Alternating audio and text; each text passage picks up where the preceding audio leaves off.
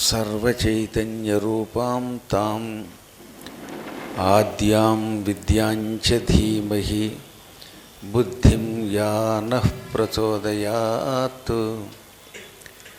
सृष्टौ या सर्गरूपा जगदवनविधौ पालिनी या च रौद्री संहारे चापि यस्या जगदिदमखिलं क्रीडनं या पराख्या पश्यन्ती मध्यमाथो तदनु भगवती वैखरी वर्णरूपा सा स्मद्वाचं प्रसन्ना विधि हरिगिरिजाराधितालङ्करोतु। शुक्लाम्बरधरं विष्णुं शशिवर्णं चतुर्भुजं प्रसन्नवदनं ध्यायेत् सर्वविघ्नोपशान्तये। वन्दे गुरुपदद्वन्द्वमवाङ्मानसगोचरं रक्तशुक्लप्रभामिश्रमतर्क्यं त्रयीपुरं महः। नारायणं नमस्कृत्य नरं चैव नरोत्तमं देवीं सरस्वतीं व्यासं ततो जयमुदीरयेत्। सच्चिदानन्दरूपाय विश्वोत्पत्त्यादिहेतवे तापत्रय विनाशाय श्रीकृष्णाय वयं नुमः। गंगातरंगरमणीयजटाकलापं गौरीनिरन्तरविभूषितवामभागं नारायणप्रियमनङ्गमदापहारं वाराणसीपुरपतिं भज विश्वनाथं भज विश्वनाथं। ओं नमः शिवाय। ओं नमो नारायणाय। ओं नमः शिवाय। ओं नमो नारायणाय। ओं नमः शिवाय। ओं नमो नारायणाय। శివాలయంలో కొండెక్కుతున్న దీపాన్ని తిరిగి వెలిగించాడు గుణనిధి. అది కూడా తన బట్ట అంచుని చింపి దాన్ని చేత్తో చక్కగా నొక్కి ఒత్తిగా చేసి ఈ ఒత్తిని నేతిలో ముంచి కొండెక్కుతున్న పాత ఒత్తికి దీన్ని ముట్టించి తదనంతరం దీపాన్ని అక్కడ బాగా ప్రజ్వరల చేశాడు. శివరాత్రి పూట అర్ధరాత్రి పూట పైగా శివాలయంలో దీపాన్ని వెలిగించిన పుణ్యం వాడికి దక్కింది. ఇవన్నీ దైవానుగ్రహాలు. ఈశ్వరుడు ఎవరినైనా అనుగ్రహించాలనుకుంటే వారి చేత ధర్మకార్యములు వారికి తెలియకుండానే చేస్తాడు. ధర్మాని శివధర్మాని. ధర్మం అంటే శివధర్మమే. శివుడికి సంబంధించిన ఏ సేవ చేసినా ధర్మమట. పైగా సూక్ష్మాని శివధర్మాని. ఈ శివధర్మములు సూక్ష్మములు, పైకి పెద్దగా ఏం తెలియదు. ఓ కొబ్బరికాయ కొట్టాడు, ఇది కూడా గొప్ప పనేనా అనిపిస్తుంది. కానీ ఆ సమయంలో అక్కడ కొబ్బరికాయ కొట్టడం వల్ల అనంత ప్రయోజనం వస్తుంది. ఒక్కొక్కప్పుడు చూడండి, బోలెడని నీళ్లున్న రాని ప్రయోజనం వేసవకాలంలో దాహంతో ఉన్నవాడికి ఒక్క గ్లాసుడు మంచినీళ్ళు ఇస్తే ప్రయోజనం వస్తుంది. అందరూ గంగానదిలో తిరుగుతున్నారు. గంగానది కింద లోతుగా కనపడుతోంది. ఒక వ్యక్తి పడవలో ఉన్నాడు. అన్నీ నీళ్ళే, కానీ పడవ ఎత్తుగా ఉంది. అందులో చేయి పెట్టి నీళ్లు ముంచుకునే అవకాశం లేదు. వాడికి దాహం వేసింది. ఈ దిక్కుమాలిన వాడి పడవలోకి ఎంత పులిహారో, దధ్యోదనము, కట్టుపొంగలో, కారప్పూసో ఇలాంటివి పట్టుకెళ్ళాడు. అవి తెగ తిన్నాడు, బాగా ఎక్కువగా తిన్నాడు. దాహం వేసింది.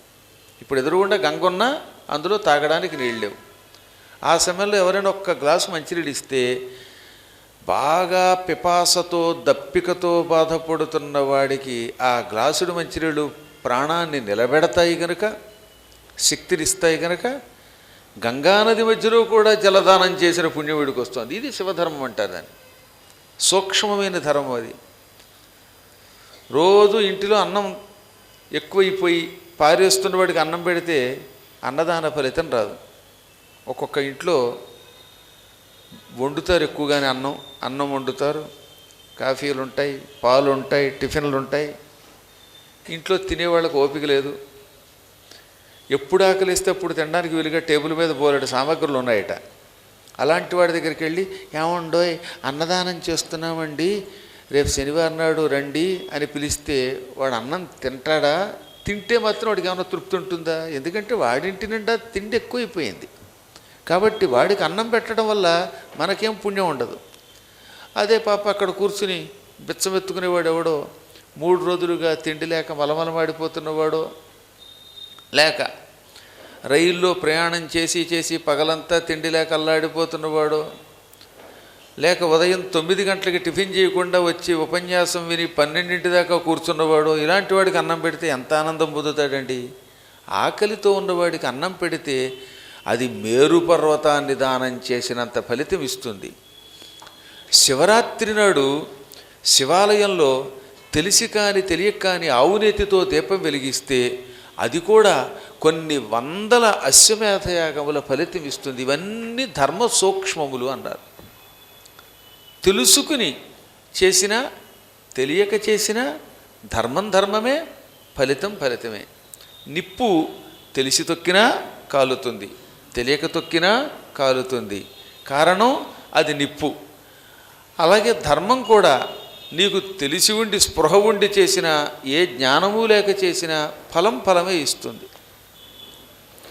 అటువంటి శివసూక్ష్మ ధర్మాన్ని గుణనిధి ఆ పూట అవలంబించాడు, దీపారాధన వెలిగించాడు. ఆ తర్వాత బంగారపు గిన్నెలో ఉన్న పాయసాన్ని తీసుకున్నాడు. ఆ అద్భుతమైన బంగారపు గిన్నె చేత్తో పట్టుకున్నాడు. గుళ్ళో తిని వెళ్ళిపోవచ్చుగా. గుళ్ళో తింటూ ఉంటే ఎవరికైనా మెలకు వస్తే తంతారు, హడావిడిగా తినాలి. గొడ్డు కంగారు అంటారే, అలా తినడం బాగుండలేదు అనుకున్నాడు వాడు. గొడ్డు కంగారు అంటే తెలుసుగా, ఆవులు 2 పక్కన ఉంటే ఒక ఆవుకి గడ్డి పెడితే పక్కవి ఊ ముందుకు దూక్కొస్తుంది. దాని మెడకున్న తాడును కూడా లెక్క చేయదు, ఎందుకంటే దీనికి పెట్టరేమో అని దానికి భయం పాపం.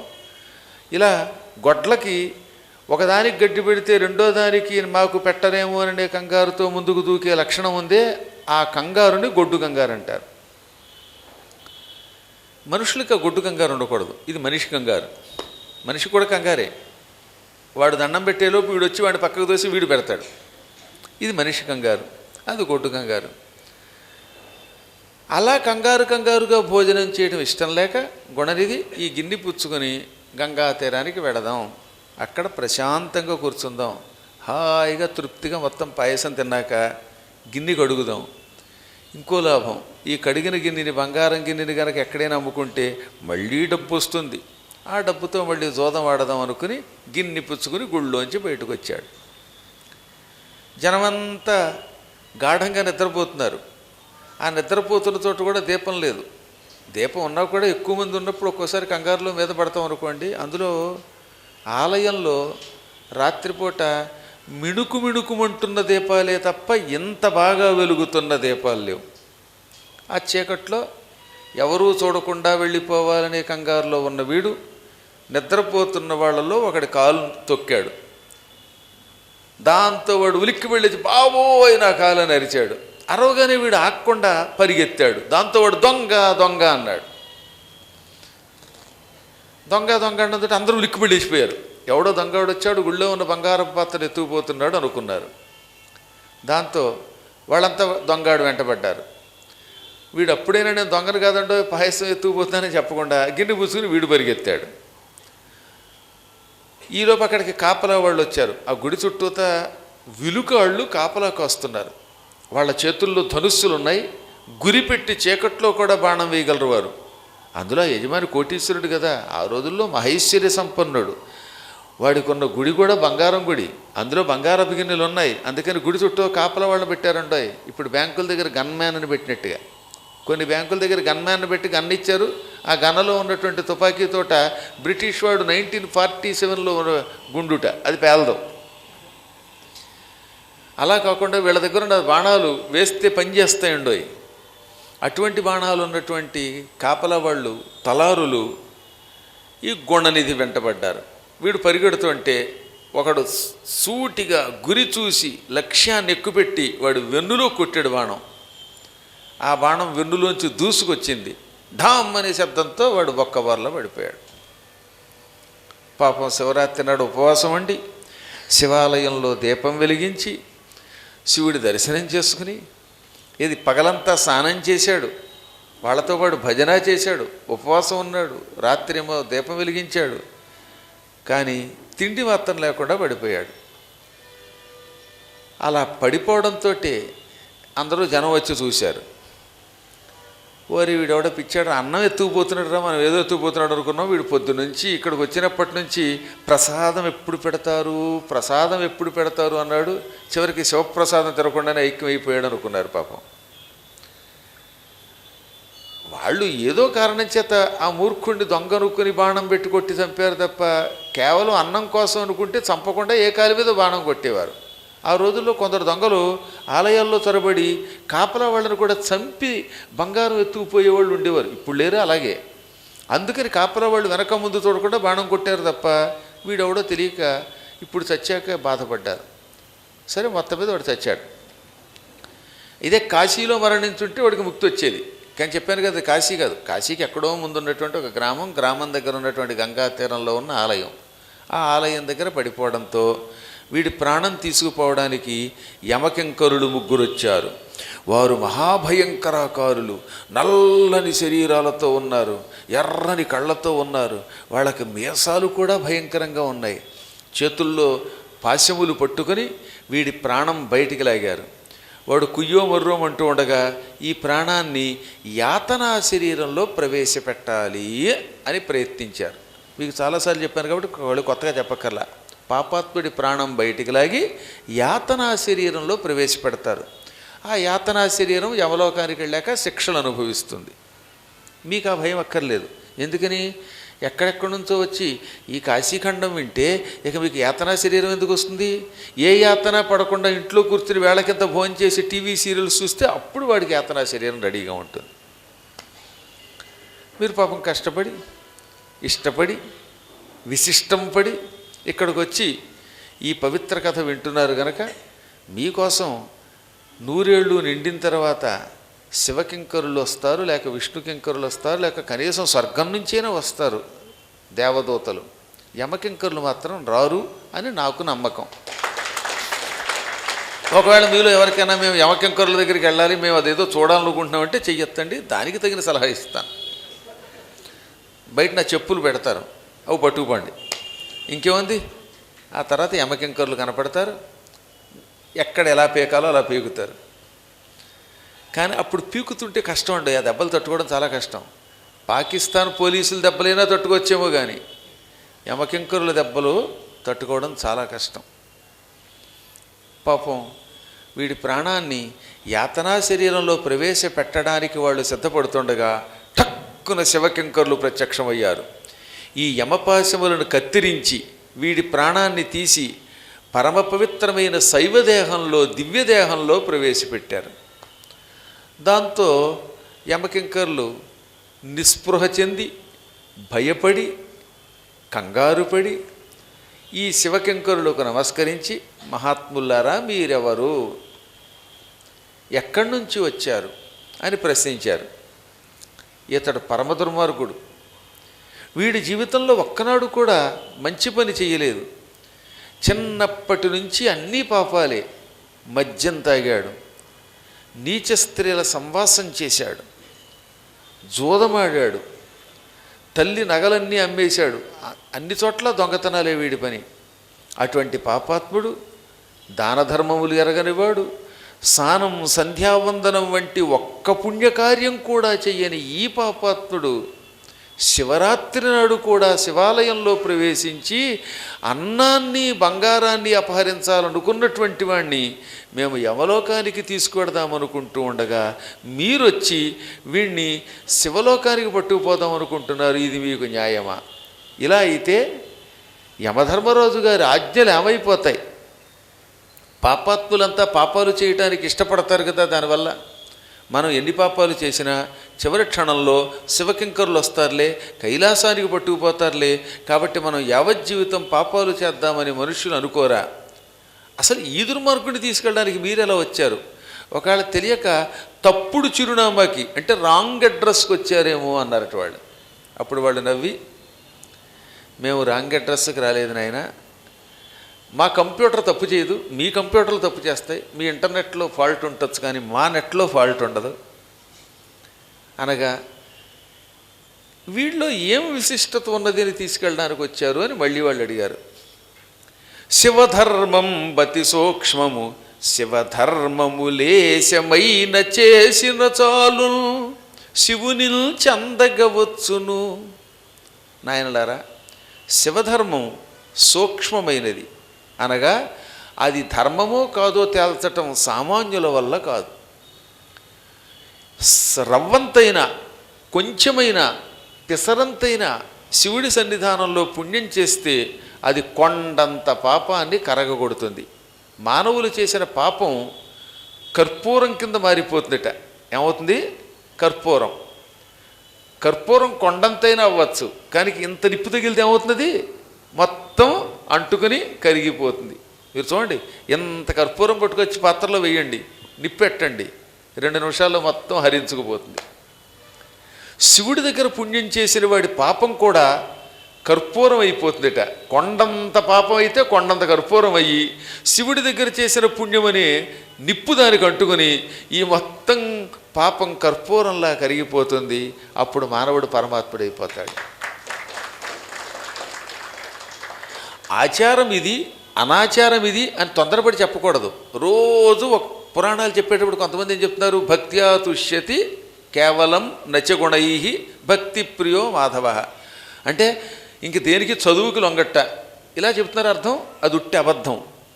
భక్తితో తుష్టి పొందుతున్న పరమాత్ముడు చదువుకు లొంగడని ఎక్కడెక్కడ చెప్పాడని చూపించండి. అక్కడ ఆ అర్థం తెలియకపోవటం వల్ల వచ్చిన అనర్థం అది. అప్పుడు మీరేం చేస్తారు? బహుశా చదువుకోవడం వల్ల, ఈ చదువు వల్ల భగవంతుడు దొరకడు, దానాలకి దొరకడు, ఏ గుణములకి దొరకడు, కేవలం భక్తితో దండం పెడితే దొరుకుతాడు అని ఎంత తప్పుడు దారి పట్టిస్తున్నారో తెలియకపోండి మీరు. ఈ కేవలం అనేది ఇటు అటు కూడా అన్వయిస్తుంది. నా గుణై కేవలం తుష్యతి, కేవలం గుణములతో సంతోషం పొందడు, కేవలం భక్తితోనూ సంతోషం పొందడు. గుణములకి భక్తి తోడైతే సంతోషిస్తాడని అంతరార్థం. అక్కడ భక్తికి సంతోషిస్తాడు, గుణములకు సంతోషించట్లా అక్కడ కాదా. కేవలం నచగుణై అంటే ఉత్తి గుణములకు, మంచి గుణములకు సంతోషించడు. ఆ మంచి గుణముల్లో ఈ భక్తి ఉండాలరా అని చెప్పడం. చదువుకున్నంత మాత్రం చేత సంతోషించడంటే చదువు మానేమనే. ఇప్పుడు ఉదాహరణగా పోతన గారు మోక్షానికి వెళ్ళాడు, ఆయనే చదువుకోకపోతే భాగవతం రాసేవాడా? ఆయన భాగవతం రాయకపోతే మీలో ఎవరైనా పురాణం చెప్పగలరా? ఒకసారి ఆలోచించండి. ఇప్పుడు నేనైనా గజేంద్ర మోక్షం చెబుతున్నా, లేక ఆయన ప్రహ్లాద్ చరిత్ర చెప్పినా, ఇంకో తాతగారు ఇంకో చరిత్ర చెప్పినా, ఇంకొక ఆయన ఇంకో చరిత్ర చెప్పినా, ఇవాళ పాండిత్యం కలిగిన వేదవ్యాసుడో, అసమాన పాండిత్యం కలిగిన వ్యాసుడో, లేకపోతే పోతనో, లేకపోతే ఇవాళ పురాణం ఉందా? పురాణం లేకపోతే మీరు వినగలరా? అంటే అంతరార్థం తెలుసుకోవాలి. కష్టపడి చదివిన చదువుని పాపిష్టి కార్యములకు వినియోగించకుండా భగవంతునికి భక్తితో వినియోగిస్తే ముక్తి పొందుతారు అని అంతరార్థం. అర్థమైందా మీకు? చాలామంది చదువుకున్నారు, పనికిమాలిన వాడు చదువుకుని ఆ చదువుని నాస్తికవాదానికి వాడతాడు. అలాంటి వాడి చదువుకి ఆయన లొంగడు తప్ప అందరి చదువుకి కాదు. కాబట్టి విద్యను నిరసించకండి మీరు తెలియక. ఆ విద్యని అపకార్యములకు వినియోగించకూడదు. సాఫ్ట్వేర్ వాళ్ళు చాలామంది ఉన్నారండి, అద్భుతంగా చదువుకున్న వాళ్ళు ఉన్నారు. కానీ వాడు బాంబులు పేల్చడానికి సాఫ్ట్వేర్ని వినియోగిస్తే, లేదా మీకేమో ₹1,00,000 లాటరీ తగిలింది, ఈ కింద క్లిక్ చేయండి అంటాడు ఒకడు. ఆ మెసేజ్ మీద క్లిక్ చేస్తే నీ బతుకు బుక్కే. మొత్తం ₹1,00,000 వెళ్ళిపోయేటవాడు ఎవడు దాంట్లోంచో. ఇలా తన నాలెడ్జిని, తెలివితేటల్ని ఇతరుల బ్యాంకులో ఉన్న సొమ్ముని అపహరించడానికి వాడితే వాడు పాపాత్ముడు తప్ప చదువుకున్నవాడు పాపాత్ముడైతే ఇప్పుడు ఈ కెమెరాలు అవి ఇచ్చేవాడు, మీరు చదువుకున్న సాఫ్ట్వేర్ వాళ్ళు, ఇంజనీరింగ్ వాళ్ళు, డాక్టర్లు, ఆఖరికి సంస్కృతం తెలుగు చదువుకున్న నేను అందరం నాశనం అయిపోము, నరకానికి వెళ్ళిపోము. అలా అందరూ నరకానికి వెళ్ళాం. తన విద్యని దుర్వినియోగం చేసేవాడు మాత్రమే నరకానికి వెడతాడు. అందుకని సరస్వతీ జ్ఞానఖలే యథాచ అంటే చదువుకున్న మూర్ఖుడిలో సరస్వతి వలె అన్నారు భాగవతంలో. ఒక మూర్ఖుడు చదువుకున్నాడు, వాడికి విద్య వచ్చింది, కానీ వాడు ఆ చదువుని నాస్తికవాదానికి, దొంగతనానికి, హత్యలకి వాడుతున్నాడు. ఈ తెలివితేటల్ని దుర్వినియోగం చేస్తున్న పాపాత్ముడిలో సరస్వతి ఏడుస్తుంది. వాడికి భగవంతుడు దొరకడని చెప్పాలి. అర్థమైంది మీకు ఈసారి? అది గుర్తుపెట్టుకోండి. లేకపోతే ఇప్పుడు ఏమనుకుంటారంటే ఆయన ఎవరో చెప్పారండి, అసలు భక్తికి తప్పకి దేనికి దొరకట్ట, మీ చదువుకి దొరకడు, మీ డబ్బుకి దొరకడు, లేకపోతే మీకు దొరకడు, మీ పువ్వులకి దొరకడు, మీ పూజకి దొరకడన్నాడు. ఇంకెందుకండి పూజ చేయడం అన్న మొదలెట్టారు. అందుకని సూక్ష్మంగా చెప్పాలి వాళ్ళకి చెప్పేటప్పుడు. ఒక్క పిసరు మనం తేడా చెప్పామా అవతల వాడికి కొంప వెలిగిపోతుంది. దాన్ని అపార్థం చేసుకుంటాడు. ఇవాళ 18 పురాణములు వ్యాసుడిచ్చాడంటే ఆయన ఎంత పండితుడు.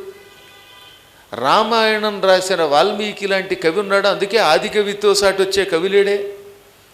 కుమార సంభవం, రఘువంశం వంటివి రాసిన కాళిదాసు గారు సరస్వతీ కటాక్షం పొందాడా? అమ్మవారు 4 మీద బీజాక్షరాలు రాసినంత కావ్యం రాశాడా? అది రాయకపోతే మీకు చదువు ఎక్కడది? అది రాయకపోతే మనకు ముక్తి ఎక్కడది? పద్మాకర్ గారే కనుక శ్రమపడి ఈ సంస్కృతాన్ని ఇంత అధ్యయనం చేసి ప్రతి శ్లోకం క్రియాపదాన్ని అన్వయించి చెప్పకపోతే ఇవాళ కాశీఖండం మీకెక్కడది? ఎవడైనా పురాణం నేననే కదా, ఎవడు చెప్పినా వాడు చదివితే సక్రమంగా చెబితే కదా, లేకపోతే వాడు ఏం చెబుతాడో వాడికే తెలియదు కదా, అవునా? కాబట్టి చదువుని భక్తితో ముడివేసిన వాడు ముక్తి పొందుతాడు. భక్తి లేని చదువు ప్రమాదకరమైనది అని చెప్పాలి. అర్థమైంది ఇప్పుడు మీకు? అలాగే చాలామంది, ఎంతోమంది చెబుతున్నది ఏమిటో తెలుసా? మోక్ష సాధన సామగ్ర్యాం భక్తిరేవ గరీయసి. ఈ మొదటి పాదం చెబుతాడు, రెండో పాదం చెప్పడే. మోక్షమిచ్చే సాధనలో అన్నిటికంటే భక్తి గొప్పది. తద్భక్తి జ్ఞాన ముఖ్యంచ. ఆ భక్తి జ్ఞానం ఉంటేనే కలుగుతుంది అంటున్నాడు తర్వాత పాదంలో. అది చెప్పట్లేదు ఎవరు. భగవత్ సంబంధమైన జ్ఞానం, అపూర్వమైన వేదజ్ఞానం వల్లే భక్తి లభిస్తుంది. ఈ జ్ఞానము వైరాగ్యం వల్ల లభిస్తుంది. ఎప్పుడైనా శ్లోకం చెప్పేటప్పుడు తర్వాత చెప్పరండి, సగం చెప్పి వదిలేస్తారు. అప్పుడు ఏమవుతుందంటే ఓహో ఇంకా మనకి జ్ఞానం అక్కర్లేదు, వైరాగ్యం అక్కర్లేదు, భక్తి చాలనుకుంటాడు వాడు. భక్తి, జ్ఞాన, వైరాగ్య, యోగములు అని పిలువబడే 4గింటిలో ఏది లోపించినా ఆ మానవుడు మళ్ళీ జన్మ ఎత్తవలసినదే. ఇదే భాగవతం చెప్పింది.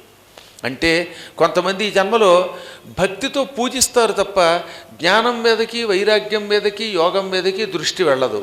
అనగా వాడికి పూర్వజన్మలో భక్తి లోపించింది. వాడు జ్ఞాన వైరాగ్య యోగముల మీద దృష్టి పెట్టాడు, భక్తి మీద దృష్టి పెట్టలేదు. అందువల్ల ఏమైందనమాట, ఈ జన్మలో ఆ లోపం పూడ్చుకోవడానికి కేవలం భక్తుడవుతున్నాడు. ఇంకోడున్నాడు, నాకు ఈ పూజలు వద్దండి, దండం వద్దండి, నేను జ్ఞాన మార్గంతో భగవంతుడిని పొందుతానంటాడు. అనగా పూర్వం వాడికి జ్ఞానం లోపించిందనమాట. అది కాంపెన్సేట్ చేసుకోవడానికి, అది పూర్తి చేసుకోవడానికి మళ్ళీ పుట్టాడు. ఇంకోడున్నాడు, వాడి జన్మలో నాకు భక్తి వద్దు, జ్ఞానము వద్దు, వైరాగ్యంతో కాషాయం కట్టుకొని తపస్సు చేసుకుంటాను, అందరికీ అతీతంగా దూరంగా పెడతానంటున్నాడంటే పూర్వజన్మలో వాడికి వైరాగ్యం లేదు. వాడు కొంప మీద, పెన్షన్ మీద, డబ్బుల మీద పిచ్చ పెట్టుకుని డబ్బు డబ్బు డబ్బు అని చచ్చిపోయాడు. అందువల్ల ఎన్నో జన్మలు నరకం అనుభవించాక ఆ పాత పాపం పోవడానికి మళ్ళీ ఈ జన్మలో వాడు వైరాగ్యం పొందుతున్నాడు అనమాట, వైరాగి అయ్యాడు. ఇంకోడున్నాడు, యోగాభ్యాసం చేతనే తరిస్తామంటాడు. అనగా పూర్వజన్మలో యోగాన్ని నిరసించాడు వాడు, అందుకని ఇప్పుడు మళ్ళీ అది పూర్తి చేసుకోవడానికి జన్మెత్తాడు. కాబట్టి ఇందులో ఏది లేకపోయినా వాడికి ప్రమాదం. అందువల్ల ఈ సూక్ష్మధర్మములను తెలుసుకోవాలి. అలా తెలుసుకున్న వాడికి ఏది ఆచారమో ఏది అనాచారమో తెలుస్తుంది. ఆచారం విధి అనగా అనాచారం విధి అనంగా అజునకునైనన్ గోచరము కాదన్నాడండోయ్. అన్నది ఎవరు? శివకింకరులు. ఇదే ఆచారము, ఇది అనాచారము, ఇది మంచి, ఇది చెడ్డ అనడం బ్రహ్మ వల్లే కాదు. అంటే బ్రహ్మగారికి కూడా పూర్తిగా ధర్మమేదో అధర్మమేదో తెలియదు. ధర్మాధర్మములు సంపూర్ణముగా ఎరిగిన వాళ్ళు త్రిమూర్తులలో శివకేశవులు మాత్రమే. త్రిమూర్తుల్లో నేను చెప్పేది, పైన ఉన్నటువంటి అమ్మవారిని పక్కన పెట్టేయండి, అందులోకి రానివ్వకూడదు. త్రిమూర్తుల్లో బ్రహ్మకు కూడా పూర్తిగా ధర్మాధర్మములు తెలియవు. అందుకే బ్రహ్మగారు కూడా ఒక్కొక్కప్పుడు పొరపాటు పడతాడు. కానీ శివకేశవులకి మాత్రమే ఏది ధర్మమో ఏది అధర్మమో తెలుస్తుంది. అందుకే ధర్మాన్ని ఏమన్నారు? శివధర్మాచారము సూక్ష్మమయి వర్తిల్లున్. అద్భుతంగా చెప్పలేదా వాళ్ళు? ఈ శివుడి యొక్క ధర్మ ఆచారము అత్యంత సూక్ష్మము. ఒక వేశ్య ఉంది, సన్యాసితో గడిపింది, దానికి మోక్షం వచ్చింది. కారణం ఆ గడుపుతున్నంతసేపు ఆ సన్యాసిని శివుడి కింద భావించటం వల్ల వేశ్య అయ్యుండి కూడా ఆవిడ మహాపుణ్యం పొందింది. ఈ సూక్ష్మం తెలియాలి. ఇంకోడున్నాడు, వాడు దొంగే, కానీ తెలియకుండానే శివభక్తితో తనకొచ్చిన దొంగ సొమ్మంతా శివుడికి అర్పించేవాట. వాడు అమాయకుడు అవ్వటం వల్ల, ఆ అర్పించటం వల్ల ముక్తి పొందాడు. పాడైపోయిన కుళ్ళిపోయిన దరిద్రపు గుడ్డల్లో ఒక ఆవిడ బొంత కింద కుట్టింది. ఒక ఆవిడ శ్రీశైలం దగ్గర అడవుల్లో ఉండేది. ఆవిడ ముష్టెత్తుకు బతికేది. పరమ అమాయకురాలు, దారిద్ర్యంతో బాధపడుతున్నది. ఆ శ్రీశైలం అడవుల్లోంచి శివాలయానికి వెళ్ళేటటువంటి వాళ్ళంతా దారిలో అటు ఇటు కూర్చున్న బెచ్చగాళ్ళకి ఎత్తు వస్తే వేసేవారు, వేసిందంతో బతికేది. పాపం చలికాలం వచ్చినప్పుడు కప్పుకోవడానికి ఆవిడకి దుప్పట్లు లేవు. అందుకని ఒకసారి ఏం చేసిందిట, పిల్లలకి గుడ్డలు కడతారు కదా, ఎందుకు కడతారు మీకు తెలుసు, నేను చెప్పక్కర్లా. అందులో ఇప్పుడైతే గుడ్డలు కట్టట్లా, అదేదో హగ్గీస్ బుగ్గీస్ కడుతున్నారు, ప్యాడ్లు పెడుతున్నారు. కానీ పూర్వకాలంలో పిల్లలు గుళ్ళోకి వెళ్ళేటప్పుడు పోయకుండా ఉండడానికి తువ్వాలు కొంచెం 4-5 మడతలేసి కట్టేవారు. ఆ తువ్వాళ్ళు, పంచెలు, పాత పంచెలు ఇవన్నీ పిల్లలకి కట్టి, లేదా వాళ్ళు వెళ్ళిన తర్వాత తుడిచి రోడ్డు పక్కన పారేసేవారు. ఇవన్నీ ఉతుక్కుని, ఈ పాత గుడ్డలన్నీ ఏది నానా చెత్తగొడ్డలో ఉతుక్కుని శుభ్రంగా ఉతికి ఆరేసి వీటితో బొంత కుట్టుకుంది ఆవిడ. పొడుగ్గా బలమైన దృఢమైన ఒక బొంత కుట్టుకుని, ఈ బొంతని కార్తీక మాసంలోనూ మార్గశిర మాసంలోనూ మాఘమాసంలోనూ పుష్యమాసంలోనూ, ఈ 4 మాసాలు పూర్వం చలి ఉండేదండి. కార్తీక, మార్గశిర, పుష్య, మాఘమాసములు చలికాలం కింద భావించేవారు. నేను చెప్పేది ఎప్పుడు golden days and olden days. ఇప్పుడు అస్సలు లేదు. అసలు చలికాలం ఎక్కడ ఏడిసిందండి? ఎప్పుడు చూసినా వేసవి, మండు వేసవి. చాలాసార్లు చెప్పాను కదా, సమ్మర్ అండ్ సూపర్ సమ్మర్. తెలుగులో చెప్పాలంటే వేసవి, మండు వేసవి. ఏదో ఈ 4 రోజులు కొంచెం చలిస్తుంది, అది కూడా మన హైదరాబాద్కి. చాలా ప్రాంతాల్లో అయితే భయమే. ఆ మధ్యన రాజమండ్రి వెళ్ళాను, అడిలిపోయాను మధ్యాహ్నం పూట ఆ ఎండకి. ఏది మొన్న కాకినాడ ఉపన్యాసానికి కడితే అక్కడ కూడా అసలు వేడి తప్ప చల్లేదండి. రాత్రిపూట ఏసీ వేసుకోవాల్సి వచ్చింది. ఏం కాలం అండి ఇది? కానీ పూర్వకాలంలో మన చిన్నప్పుడు చలికాలం వలె ఉండేది.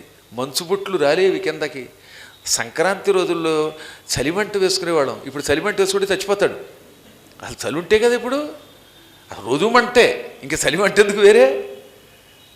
ఎంత మారిపోయిందో కాలం. కానీ ఆ రోజుల్లో చలి అలా ఉండేది. అప్పుడు పాపం ఈ పిచ్చావిడి బొంత కప్పుకునేది. ఇలా ఉండగా ఒకసారి ఏం జరిగింది, శివరాత్రి వచ్చింది. ఆ శివరాత్రికి జనమంతా శివుడి దగ్గరికి వెడుతుంటే ఈవిడు కూడా శివుడి దగ్గరికి వెళ్ళింది. శివలింగం ఏది లోపల గుళ్ళో ఉన్న శివలింగం కాకుండా బయట చాలా శివలింగాలు ఉంటాయి అక్కడ శ్రీశైలంలో. ఎక్కడ చూసినా లింగాలే కదా. దారిలో ఒక చోట ఒక శివలింగం కనపడింది. ఆ శివలింగం మీద రాత్రిపూట మంచు పడుతోంది. ఈ వెర్రితెలికి బాధ కలిగింది. శివ, అసలే నీ నెత్తి మీద గంగ ఉందిట, ఆ గంగ వల్ల నీకు ఎప్పుడు జలుబేట, ఆ జలుబుకి ఒక్కడూ ట్యాబ్లెట్ వేయట్లేదట, పైగా నువ్వు ఉండేది మంచుకొండట, ఆ మంచుకొండ సరిపోక ఇక్కడికి ఎందుకు వచ్చావు? వచ్చిన వాడు ఆరు బయట ఉన్నావు, కొండ గుహలో కూడా లేవు. నేనంటే ముసల్దాన్ని, నాకు జలుబు చేసినా కొంపబలగదు, నేను చస్తే నా కోసం ఈడ్చేవాళ్ళు లేరు. అది నువ్వు లేకపోతే ఈ జనమంతా ఎంత ఏడుస్తారో, శివశివాని ఆడవరా?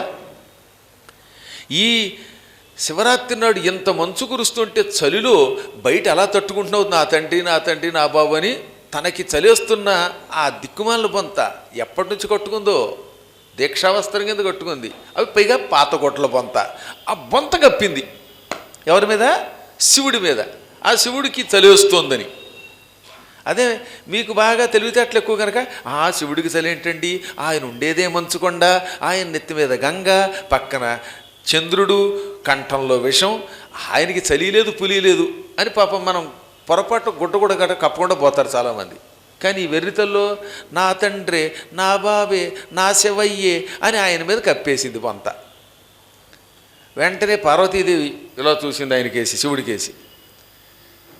ఏమిటండి ఈ పిచ్చిది, ఆ కుళ్ళు బొంత, నానా రకాలైనటువంటివి తొడవుగా బయట వేసిన గుడ్డ ముక్కలతో కుట్టిన బొంత మీ మీద కప్పితే మీరు చీ అనకుండా ఆ బొంత కప్పగానే అహనా బొంతయంట, ఓహనా బొంతయ అని పాడతారేంటి, డ్యాన్స్ చేస్తారేమిటంది. శివుడి దగ్గర డ్యాన్స్ చేసేట ఆనందంతో. శివుడి బొంత కప్పితే అంత ఆనందం పొందేట. అందుకని ఆవిడ కోపం వచ్చింది, కొంచెం అలిగింది. ఏమిటి పిచ్చి డ్యాన్స్ అంటే? అప్పుడు ఆయన నవ్వి, వేరిదానా, ఇంతమంది భక్తులు వస్తున్నారు, ఒక్కళ్ళైనా వాళ్ళ శాలువా కప్పారా? ఒక్క పంచె ఎవడన కప్పాడా? ఎవడికి వాడే బాబోయ్ అని కోతి టోపీ నెత్తి మీద పెట్టుకున్నారు, కానీ నాకు టోపీ వేసేవాడే కానీ టోపీ వేసిన వాళ్ళు లేడు. ఎవడికి వాడు అక్కడ వెళ్ళారు, మంకీ కప్పులు పెట్టుకున్నారు, కోతి టోపీ చలికి, కానీ ఆయన మీద కప్పలేదు. ఈవిడు నా తండ్రి నా బాబే నీకు చలిస్తోంది అని ఆ కప్పుకున్న బొంత కప్పింది. ఆ బొంత లేకపోతే చచ్చిపోతుంది పాప మా ముసలిది చలికి, అయినా నాకు కప్పింది. ఇది ప్రేమ అంటే. అందువల్ల ఆవిడ భక్తికి మెచ్చుకుని ఈ బొంతలో ఉన్న కుళ్ళు వాసనని సువాసనగా మార్చేశాను. ఆవిడ్ని మా మాతృస్థానం ఇచ్చి, నాకు తల్లి లేదుగా, నా అంతటి నేను పుట్టానుగా, నా తల్లిగా భావించి ఈ రోజు నుంచి కైలాసంలో నైరుతి దిక్కులో మాతృస్థానం అనే ఒక స్థానంలో నిలబెట్టేశానన్నాడు. వెళ్ళిపోయింది. ఇప్పుడు ఆవిడ కైలాసంలో ఉంది. ఇప్పుడు మనం కనుక ఎప్పుడన్నా మన అదృష్టం బాగుండి కాశీలో మరణించే యోగం వస్తే అక్కడికి వెళితే పునర్జన్మ లేకుండా చేసుకుంటే ఆవిడ దగ్గరికి వెళ్ళాలట. మనం వెళ్ళి అచ్చమ్మవ్వో అచ్చమ్మవ్వా నీ బొంతగా పేవో అని ఆవిడకు నమస్కారం చేస్తే మనకి పెర్మనెంట్గా అక్కడ ఒక రూమ్ కేటాయిస్తారు. కైలాసంలో కూడా మనకి వెళ్ళి రిజర్వేషన్ చేసుకోవాలంటే రూమ్ బుక్ చేసుకోవాలి. అప్పటికప్పుడు వెళ్ళిపోతే రూములు లేకపోతే కష్టం. ఇది శివధర్మం అంటారు. ఇలా ఒకటి కాదండి, ఆ శివుడి భక్తులు అందరూ విచిత్ర భక్తులే. ఒక్కొక్కడు ఒక్కో రకం అనమాట. కుంటిగాడి మీద ఊరేగించేట ఒకడు, పల్లకీ లేదు శివుడిని ఊరేగించడానికి అనుకున్నట్ట. ఇప్పుడు మనం ఏం చేసాం, శివపార్వతులు ఊరేగించడానికి ఒక పల్లకీ చేయించుకుంటున్నాం. రేపు కృష్ణుడిని అమ్మవారిని ఊరేగించడానికి అద్భుతమైన పల్లకి బంగారం సింహాసనం చేయించి ఊరేగిస్తున్నాం. మనం తెలివితేటలు ఎక్కువ కలిగిన వాళ్ళం కనుక, మీరు భక్తులు కనుక. కానీ ఒకడున్నట్టు పాపం బట్టలు తుక్కుంటట్టు వాడు పాపం. ఆ బట్టలు తుక్కునే ఆయన ఈ రోజుల్లో ఏం పేరెత్తి ఏం గొడవ అని బట్టలు తుక్కునే ఆయన వదిలేస్తున్నాను నేను. లేకపోతే మళ్ళీ నా ఇంటి ముందు ధర్నా చేస్తేనేం పడలేను. పాపం ఆ బట్టలు తుక్కునే ఆయన అమాయకుడు, శివ నువ్వేమో ఊరేగడానికి ఇక్కడ పల్లకీ లేదు, నా దగ్గర శక్తి లేదు, పల్లకీలో ఊరేగించడానికి శక్తి లేదు, అందుకని నా గాడిద మీద, కుంటిగాడిద మీద నిన్ను కూర్చోబెట్టి ఊరేగిస్తున్నాను దా తండ్రి అని ఆయన పట్టుకొచ్చి గాడిద మీద పెట్టి ఊరేగిస్తే ఆయన ఆనందపడిపోయి, పల్లకీ లేకపోయినా నాయన నీ గాడిద మీద పెట్టి నన్ను ఊరేగించావా, ఒరే నీకు శాశ్వతంగా కైలాసంలో స్థానం కేటాయించాను రోయ్ అని ప్రమదగణాల్లో చేర్చుకున్నాడు. అసలు ఇటువంటి అద్భుతమైన కథలు విన్నాక మన శరీరం గగురుపాటు గురు కదా, అందుకని కాశీఖండం వినండిరా నాయన, ఇంట్లో కూర్చుని ఏడవద్దురా అని వ్యాసుడు అన్నాడు, నేను అనలేదు. మళ్ళీ నా మీద పడకండి. చూసారా, ఇది విన్నాక కూడా మనస్సు కలగదా, ఇది విన్నాక కూడా శివుడు అంటే మనకి భక్తి కలగదా. అది శివధర్మం అంటే. సూక్ష్మాతి సూక్ష్మం శివధర్మం అంటే. అమాయకులై ఏ చదువు లేకపోయినా కూడా కొందరు తరిస్తున్నారు, తన చదువుని ఆయనకి వినియోగించినా తరిస్తారు. అన్నిటికీ భక్తి మాత్రం పక్కన ఉండాలి. కాబట్టి ఇందులో ఏది లేకపోయినా తప్పే. ఈతడి గొప్పతనం చెబుతున్నాం వినండి. హసనమబ్బకయున్న నన్ను శివరాత్రియోరంత ప్రొద్దును నుపవసించే ఓగిరంబుహరింప వనవెట్టుకుని అయిన వేగునంతకు చేసే జాగరంబు పాత్రావలోకనోపాయంబునకునైన వెలలేని దీపంబు వెలుగజేసే చూడనొల్లకయైన చూచే ఈశ్వరుమౌళి పరులు చేసిన ఎట్టి ప్రసవ పూజ. వీడి పుణ్యం ఏమిటి? ఒకటి, తిండి దొరకలేదు. తిండి దొరకపోవటం వల్ల బలవంతంగా అయినా శివరాత్రి నాడు ఉపవాసం ఉన్నాడు. ఇష్టపడి ఉండలేదు, కష్టపడి ఉన్నాడు వాడు. తిండి దొరకకపోయినా ఉపవాసం ఉన్నాడు. శివరాత్రి నాడు ఎలా ఉపవాసం ఉన్నా ఉపవాస ఫలితం వచ్చి తీరుతుంది.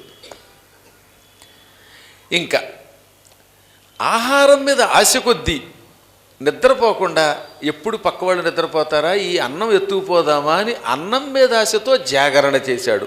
జాగరణ చెయ్యాలి, ఇది శివరాత్రి అనే కోరికతో చేయలేదు, తిండి కోసం జాగరణ చేశాడు. అయినా శివరాత్రి నాడు జాగరణ చేసిన పుణ్యం పుణ్యమే. ఇంకా దీపం వెలిగించాడు శివుడి దగ్గర. శివుడి మీద భక్తితో వెలిగించలేదు, గిన్నె కనపడడం కోసం, పాయసాన్నం ఉన్న పాత్రని అపహరించడం కోసమైనా ఈతడు దీపం వెలిగించాడు, అది పుణ్యమే. శివుడి మీద భక్తితో చూడకపోయినా ఆ శివుడి దగ్గర ఉన్న ఆహారాన్ని, శివుణ్ణి ఇతరులు పూజ చేస్తూ ఉండగా చూశాట. అప్పుడు ఇతరులు ఏం చేశారు, అక్కడ పుష్పాలు పెట్టారు శివుడి నెత్తి మీద.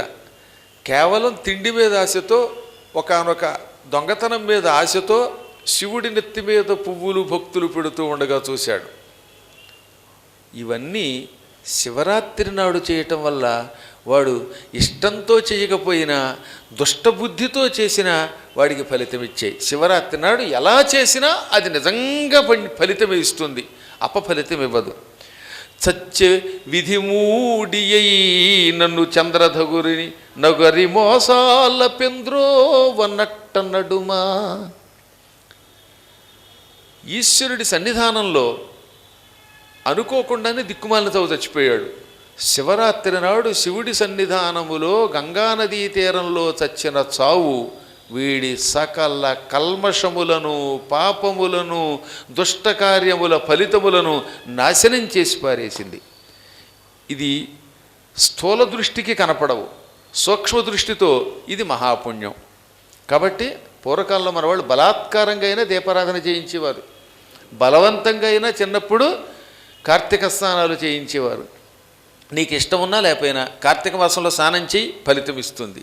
నీకు ఇష్టం ఉన్నా లేకపోయినా కార్తీక మాసంలో దీపం వెలిగించు, అది ఫలితం ఇస్తుంది. ఇది శివధర్మం. కాబట్టి ఇక మీరు మాట్లాడకండి అని యమకింకరుల్ని గట్టి ఈ శివకింకరులు ఈతణ్ణి కైలాసానికి పట్టుకుపోయారు. శివుడు ప్రేమగా చూసి, నాయనా నీ పుణ్యం వల్ల కొంతకాలం కైలాసంలో ఉండు అన్నాడు. అతడు కొంతకాలము కైలాసములో సకల సుఖాలు అనుభవించాడు. ఆ తర్వాత ఆ పుణ్యం క్షీణించిపోయింది.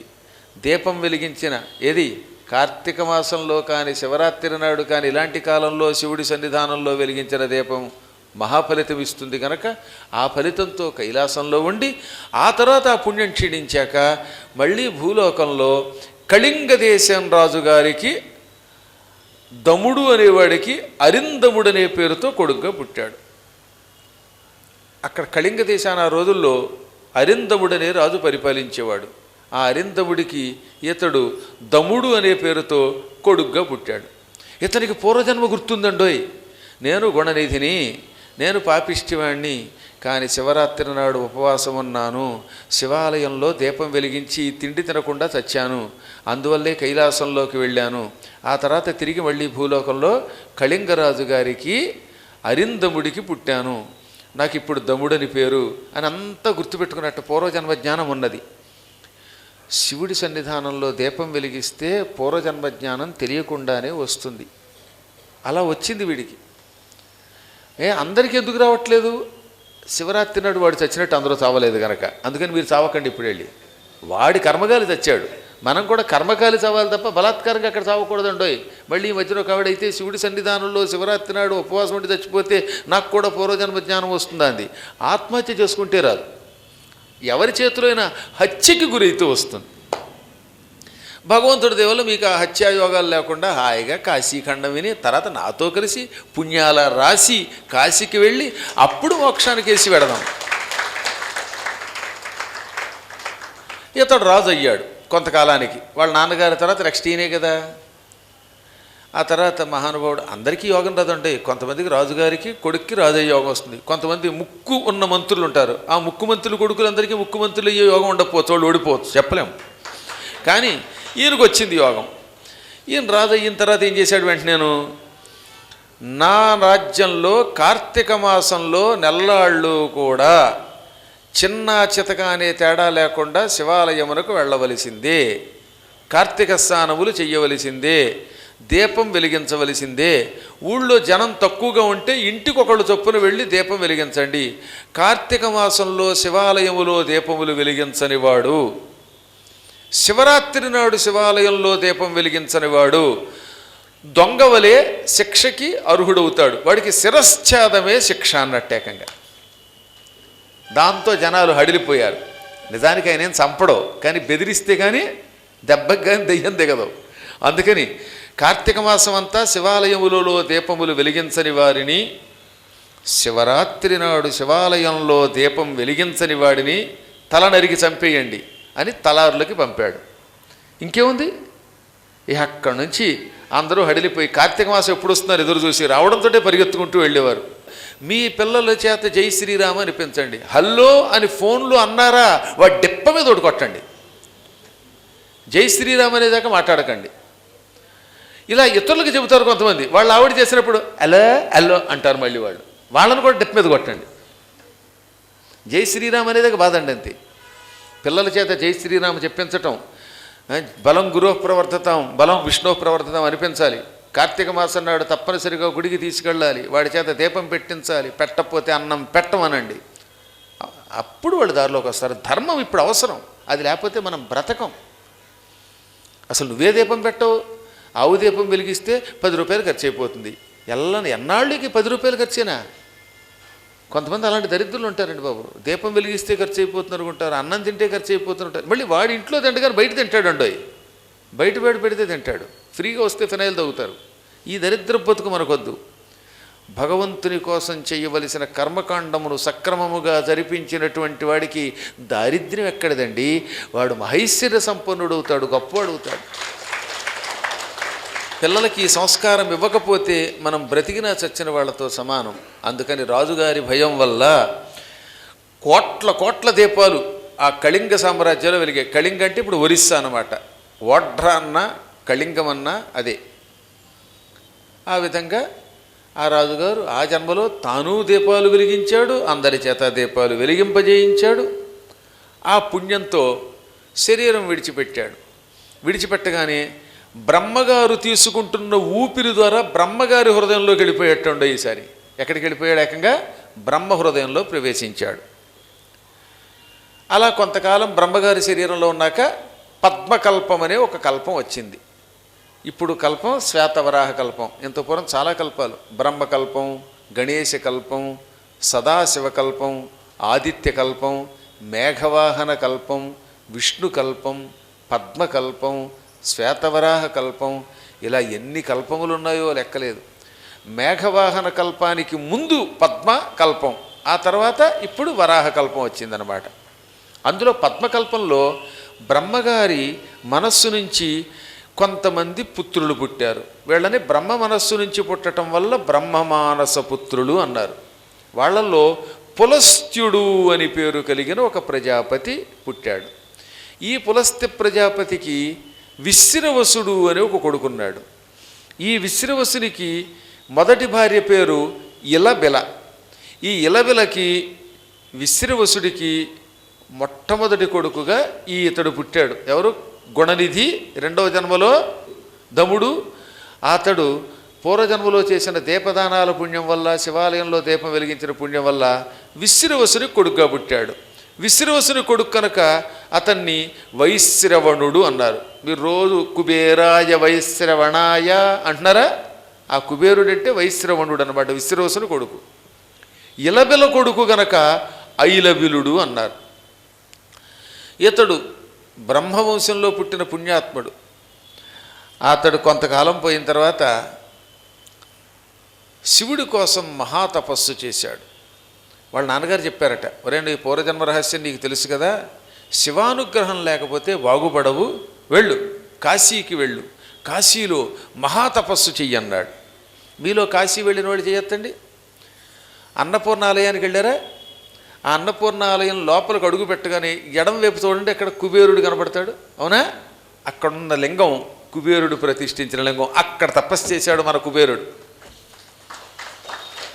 ఈసారి మళ్ళీ లోపలికి వెళుతూ ఉండి అన్నపూర్ణ ఆలయంలో యంత్రేశ్వరుడు ఉంటాడు, అన్నపూర్ణాలయం దగ్గరే మొట్టమొదటి సత్యనారాయణ వ్రతం జరిగింది. అందుకే సత్యనారాయణ స్వామి కూడా అక్కడే ఉంటాడు. కాశీలోనే మొదటి సత్యనారాయణ వ్రతం జరిగిందండోయ్. చాలామందికి తెలియదు. సత్యనారాయణ వ్రతం నైమిషారణ్యంలో జరిగిందని చెప్పాడు ఎవడో. నైమిషారణ్యంలో కథ చెప్పారు అంతేకాని సత్యనారాయణ వ్రతకల్పంలో ఏమని ఉంటుంది?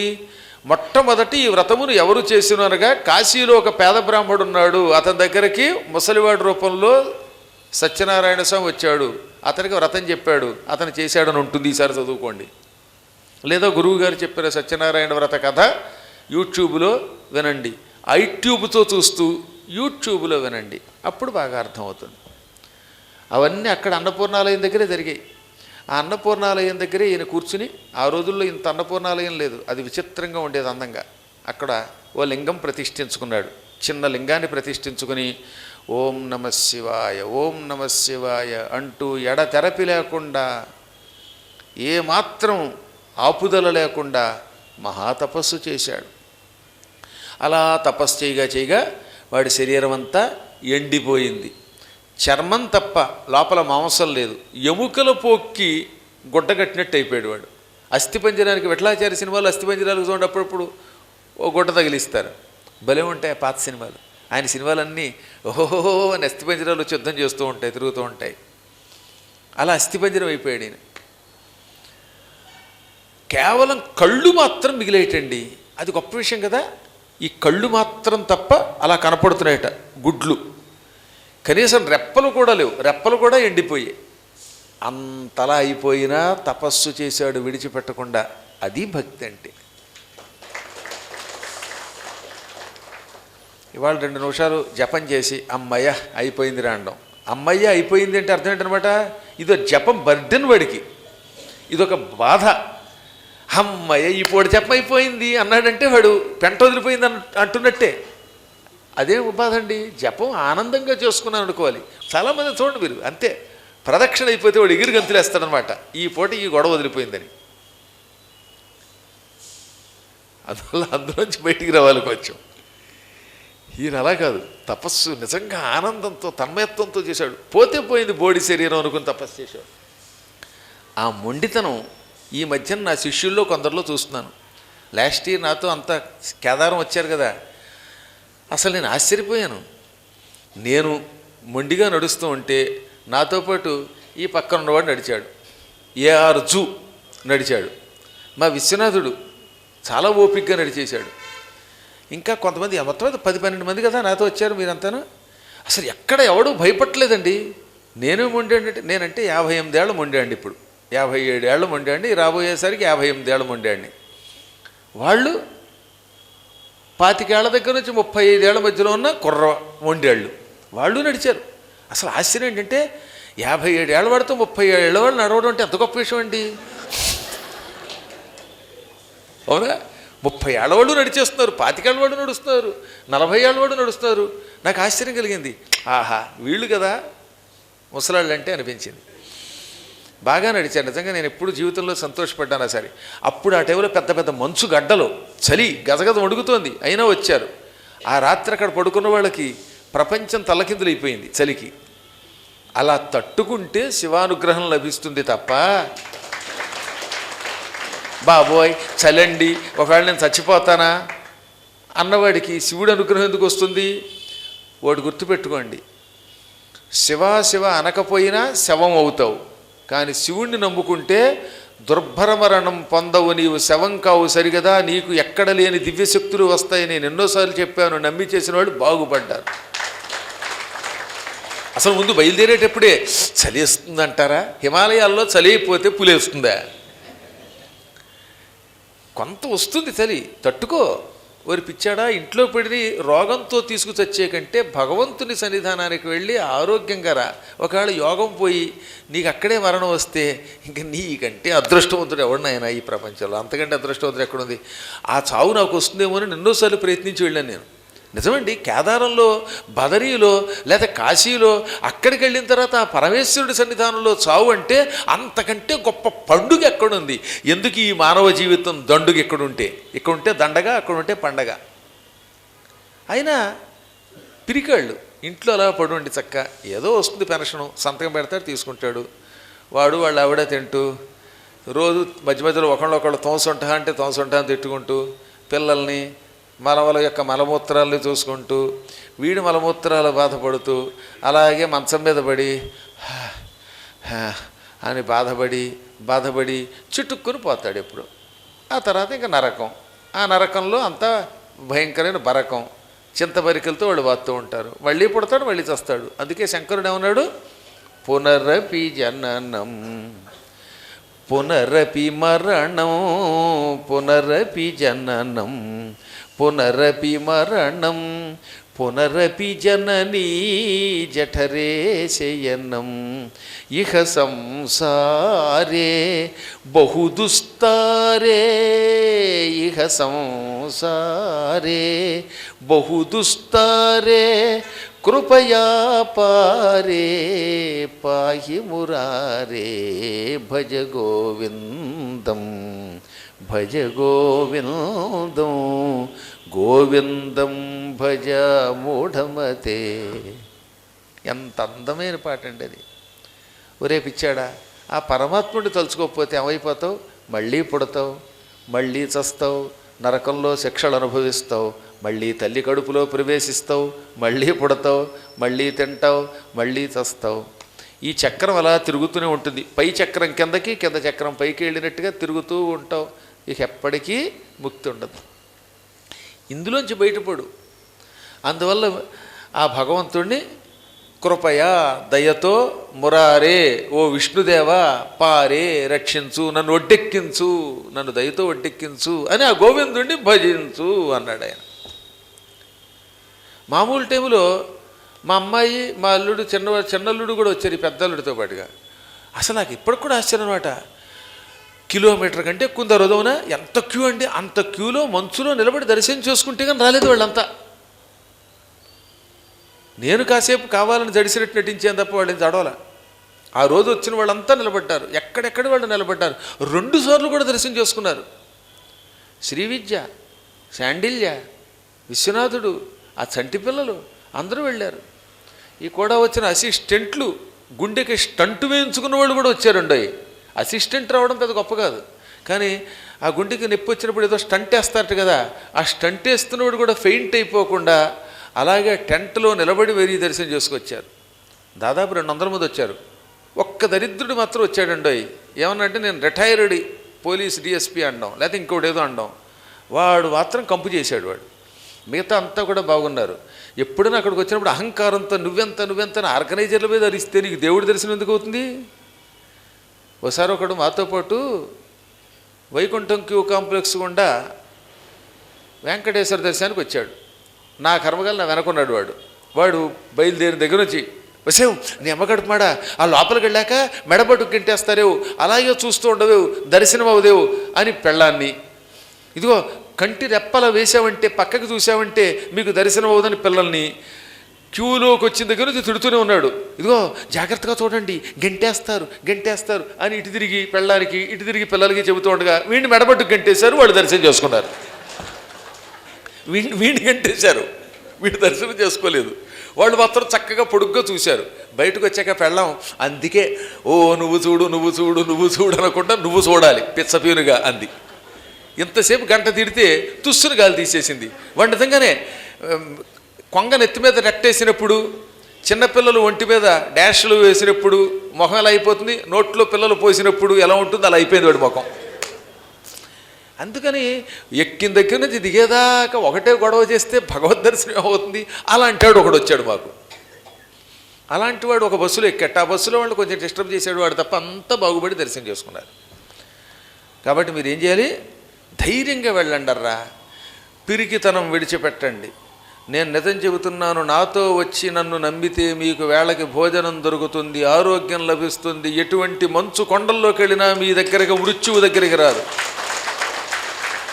అంతేగాని భయపడుతూ ఇంట్లో మాత్రం కూర్చోకండి. ఇలా భయపడుతూ కూర్చునేలోపు మీ ఆయువు క్షీణిస్తుంది. ఇవాళ కాకపోతే రేపైనా డామ్మనక తప్పదు. ఇక్కడ చచ్చే బదులు పరమాత్మ దగ్గరికి అడదాం అనుకోండి, ఆ నమ్మకంతో రండి.